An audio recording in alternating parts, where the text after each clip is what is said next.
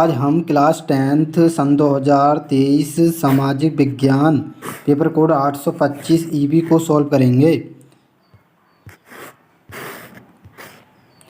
खंड आ बहुविकल्पीय प्रश्न।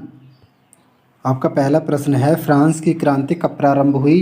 आपके ऑप्शन है ए 1779, बी 1789, सी 1780, डी 1799। इसका सही जवाब होगा ऑप्शन नंबर बी 1789 ईस्वी। दूसरा प्रश्न है, नेपोलियन संबंधित था तो नेपोलियन इसमें से किससे संबंधित था? इसका सही जवाब होगा ऑप्शन नंबर ए फ्रांस से। हमारा तीसरा प्रश्न है, जलियांवाला बाग की घटना कब हुई? इसका सही जवाब होगा ऑप्शन नंबर सी 13 अप्रैल सन 1919 को। चौथा प्रश्न है, वंदे मातरम गीत के लेखक कौन हैं? इसका सही जवाब होगा option number A Bankim Chandra Chatterjee.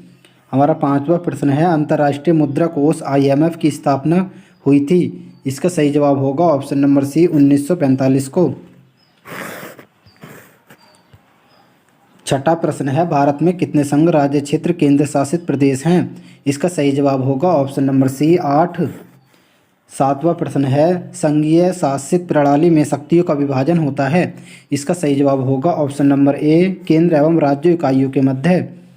आठवां प्रश्न है, वियना की संधि कब हुई थी? इसका सही जवाब होगा ऑप्शन नंबर बी 1815 को। नवा प्रश्न है, भारत में पंचायती राज की स्थापना कब हुई थी? इसका सही जवाब होगा ऑप्शन नंबर सी 1992 ईस्वी को। 10वां प्रश्न है, निम्नलिखित में से क्या भारतीय लोकतंत्र के सम्मुख चुनौती है? इसका सही जवाब होगा ऑप्शन नंबर डी क्षेत्रीय संतुलन भी और सामाजिक तनाव व हिंसा भी और दल बदल भी, ये सभी हो जाएंगे। इसका ऑप्शन नंबर डी सही हो जाएगा इसका।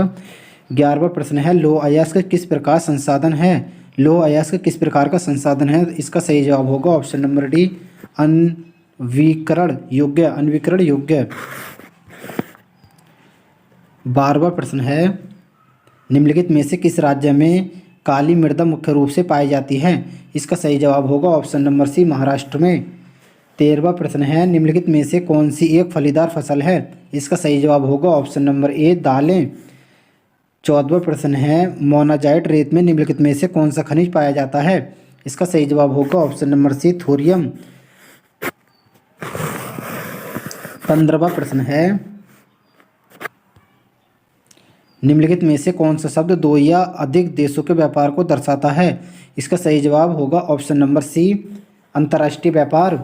16वां प्रश्न है, सामान्यतः किसी देश का विकास किस आधार पर निर्धारित किया जा सकता है? इसका सही जवाब होगा ऑप्शन नंबर डी उपयुक्त सभी, यानी कि प्रति व्यक्ति आय पर भी और औसत साक्षरता दर पर भी और लोगों की स्वास्थ्य स्थिति पर भी। 17वां प्रश्न है, निम्नलिखित पड़ोसी देशों में से मानव विकास के लिहाज से किस देश की स्थिति भारत से बेहतर है? इसका सही जवाब होगा ऑप्शन नंबर ए बांग्लादेश की।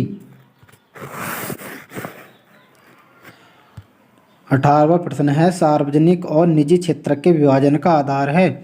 इसका सही जवाब होगा ऑप्शन नंबर सी उद्यमों का स्वामित्व। 19वां प्रश्न है, स्वयं सहायता समूह में बचत और ऋण संबंधी अधिकतर निर्णय लिए जाते हैं? इसका सही जवाब होगा ऑप्शन नंबर बी सदस्यों द्वारा। 20वां प्रश्न है, एक वस्तु का अधिकांशतः प्राकृतिक प्रक्रिया से उत्पादन किस क्षेत्र की गतिविधि है? इसका सही जवाब होगा ऑप्शन नंबर ए प्राथमिक।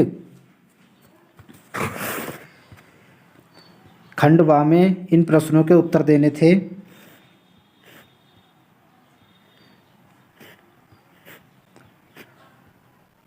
मानचित्र संबंधी प्रश्न ये थे,